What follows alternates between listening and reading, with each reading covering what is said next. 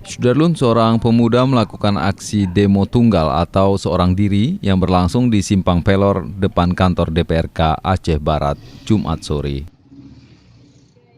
Aksi tersebut dilakukan sebagai bentuk protes penolakan wacana Presiden 3 periode dan menolak Undang-Undang Pernikahan.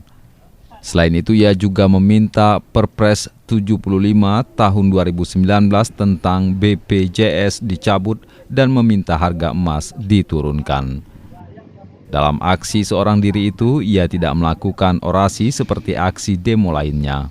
Namun pemuda tersebut hanya duduk berdiam diri sambil memegang kertas karton bertuliskan protesnya. Bahwasanya ada yang lebih penting daripada sertifikat nikah, ada yang lebih penting daripada wacana 3 periode, yaitu kebutuhan rakyat hari ini.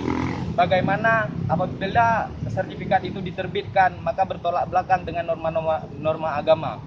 Yang kedua, tidakkah terlalu kemaruk jika wacana 3 periode tersebut dicanangkan? Kemudian, pemerintah seharusnya lebih memikirkan PR terhadap rakyat hari ini.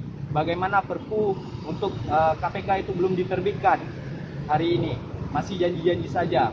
Kemudian tidak dicabutnya Perpres 75 tahun 2009 tentang BPJS yang meningkatnya iuran BPJS.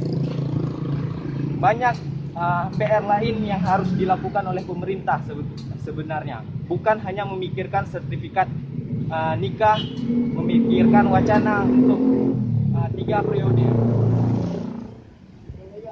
Dari Melabuh, Saadul Bahri, Serambion TV. Presiden kemudian juga menolak undang-undang pernikahan.